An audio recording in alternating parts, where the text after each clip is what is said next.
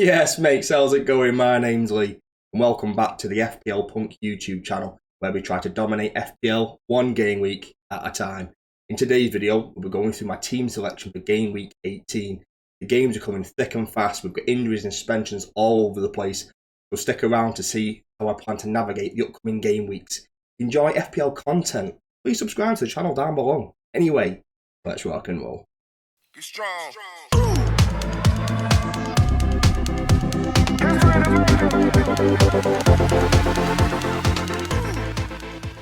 So first up, a quick review of my game week 17 team. Got 63 points so far. Let's see what happens with the Bournemouth and Luton game. We don't really know. I've got a game week rank of 765k. Overall points have gone up to 992 points. Not quite breaking that 1,000 point barrier just yet. My overall rank is around 400k or so. I fully utilised my bench. Areola didn't play, Trippier was suspended, Isaac was injured, and Haaland was injured. I fully utilised everything. Matt Turner came in for the 2 points. Kept clean sheets all across the board in my defence with Saliba, White, and Powell coming in with the goods. In midfield, got Gordon with a lucky assist. Palmer doing the business. Son and Salah with the blanks. One of those, what can you do? Sterling with a cheeky assist. I'll stick with him for now and see how it goes. Watkins bagging the goal and getting max bones. Take that all day long. He was one of my transfers in this week. And Archer coming in off the bench with the cheeky 2-pointer. Not a bad game week so far, is what it is, and hopefully my team set up pretty well for the next few weeks or so. Let's get into the team selection for game week 18. So before we get into the team itself, some information in the bottom right hand corner. I've got a team value of 98.4 million, 6 million in the bank. Like everyone else, I sold Haaland for Watkins, got 1 free transfer. On my bench, I've got Turner, Ben White, Charlie Taylor, and Cameron Archer. I'm starting Areola. But now, I'm still considering whether I'm going to make a transfer for the goalkeeper slot. If I am going to make a transfer, it probably would be for Matt Turner, to be honest. Keeping Areola on the bench and bringing him in for those easy games. I'm looking at the likes of maybe Vicario, Bernd Leno, even maybe something like Henry Martinez. They're the kind of goalkeepers I'm probably looking at this point in time. Onto the defence, I've opted for William Saliba as opposed to Ben White. That's a 50-50 decision. I can see Arsenal winning this 1-0. I can see it being a really tight game, and it can be 1-0 to either team. And that's the reason why I've gone for the 1, because I can see Liverpool winning this game 1-0 as well. But do be warned that Arsenal have only conceded 1 shot on target in the last few games, particularly against some difficult teams as well. So that is something to keep in mind if you are thinking of captaining the likes of Salah. Arsenal have got a very solid defence. They don't concede a lot of shots. They don't concede a lot of chances. That's the reason why I've only opted for the 1.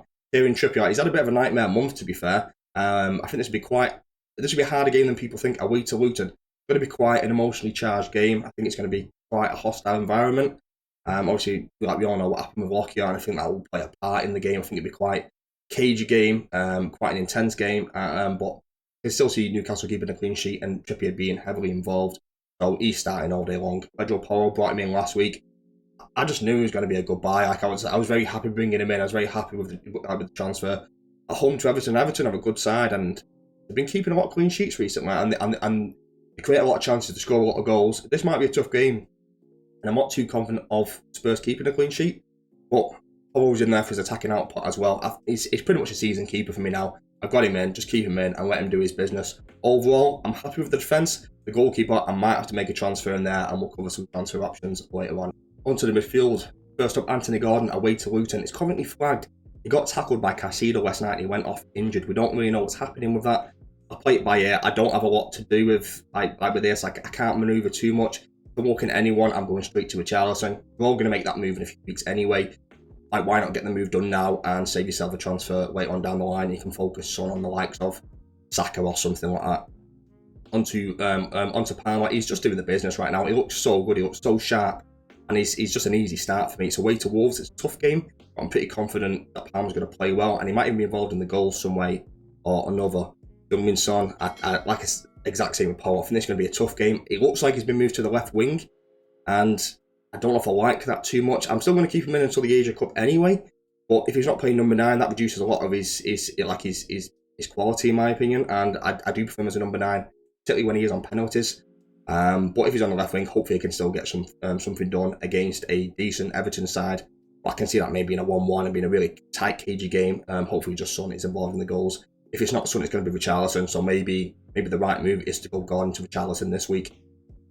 Who knows? On to Raheem Sterling. Away to Wolves, exact same as Palmer. I'm not even sure if he's even going to start. He seems to only make about 65, 70 minutes in games nowadays. He was a bit of a punt from my end. I had a few options. I obviously went down the route of Raheem Sterling. If I'd known Charlison was starting as much as he was going to, I would have gone straight to a Charlison.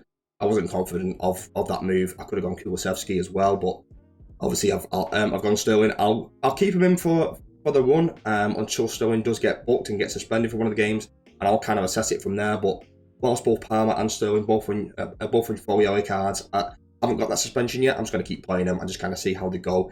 He is a Premier League proven quality player, so we all know what he can do. If he gets anywhere close to that, then it's something just to keep an eye on. Looks like they have got Nkunku back, so if Nkunku is playing number 9, then maybe Sterling might start pitching him with more assists because he's got a better quality striker up front. Salah, home to Arsenal. I think it's going to be a tough game for both teams, to be honest with you. I don't see Salah as a viable captaincy shout. I see Son as more of a shout. I don't even mind Palmer, to be honest with you. I don't even mind Trippier away to Luton. I just don't see Salah as a realistic option. Arsenal, like I said, they don't concede a lot of chances. I think it's going to be a really tough, tight game. And I hate when I've got a defender up against an attacker in Saliba and Salah. It is what it is. Just got to roll with it sometimes. And I mean, I think the best result might be a 0-0 all round, because I still think Salah's going to be heavily captained by a lot of people. His effective ownership is still going to be over 110, 120%. So if that's the case and he blanks, then boom, I'm onto a winner there. But not for me. He's not a captain's shout for me, and I'd rather look elsewhere, to be honest with you. Onto the forwards, and shocker, we have another flagged player, Alexander Isak. Didn't even make the bench for the Prem game. Didn't make the bench for the Cup game last night. So it's looking like a bit of a nightmare transfer, to be honest with you. I've got that many flags and that many issues that I might have to be forced to play someone like a Ben White or a Charlie Taylor away to Fulham. Otherwise, I'm taking -4s and -8s, and I just don't think it's worth it for this blank game week when I'm going to want Haaland back soon, who's going to cost me a -4 as well, because I'm not saving up those transfers. I just need to assess it day by day and kind of have a little think and a sit down of the different options I can do. I am looking at the likes of Solanke. It's a bit of an obvious move, but if they do get that double game week due to the Luton game, then he's just such an easy transfer and going to the side there. But we'll kind of assess it day by day, and hopefully we get some information before the deadline on Thursday. I've got Ollie Watkins up next at home, Sheffield United. A very, very easy captain shout for me. He's by far the best captain in my opinion. I think Son is second, but he's quite a ways away from that. So I think Watkins at home, Villa are solid at home. I just feel like they're going to absolutely smash them. I don't see Sheffield United have improved since Wilder's come back, and I think they might be a little bit more defensively resolute. But I just think Villa are such a good team. They just seem to be like a machine, just chugging away, and Watkins can take full advantage of that. So in terms of captaincy, I would go Watkins number 1, Son number 2, and then maybe I'm looking at maybe like a mini differential then at the likes of Trippier, Palmer, even someone like Sterling. I'm just taking a punt on someone, or maybe even going to one of the United boys like Bruno or something like that. But I think Watkins is the best shout. Who you captaining for game week 18? Leave a comment down below and let me know what you're thinking of doing. All I've done here is highlight one player per position of the players I'd most like to bring in this week. If I have to make a goalkeeper transfer, I'll go Matt Turner to Leno. It's a little bit of a bump in price, but I'd rather keep Areola in the background rather than keep Matt Turner. I think Areola's just a better goalkeeper, and if he starts, they've got a better chance of keeping a clean sheet. I am very tempted to do something like Charlie Taylor to Trent and use up the bulk of my 6 million in the bank. I think he's just like such a long-term transfer idea that I won't have to think about it for probably the rest of the season. And Trent in particular, even though Liverpool haven't been great, Trent's been very, very good, and he looks like he's going to, like, he just keeps moving into midfield and keep moving forward. And I know they've got Arsenal this week, but they've still got a nice run of games over the course of the next 10 or 12. So he's very much a long-term pick. If I was to do it, I'm just not confident, or I'm not sure if that's the right move I want to make right now. Onto midfield, if we get any news, and I don't think we will, because Eddie Howe is a lying piece of dirt. So I might just take the -4 and go Gordon to a Richarlison right now and just kind of get that transfer done. And if it's -4, -8, it'll save me a transfer and later on down the line, and I can maybe focus my Son transfer rather than going Son to Richarlison, which is what I'd probably do at that point. Would go Son to maybe the likes of Saka instead. And what that would do is free up a Newcastle spot. Maybe rather than look at the likes of Leno, I could go Matt Turner to Dubravka instead, which is something I am kind of playing around with. I just think Leno is a better long-term goalkeeper. I'm not confident in Dubravka to keep clean sheets. And once Pope is back, then obviously he's going to take the number 1 spot anyway. And there are rumours that they are looking for a new goalkeeper.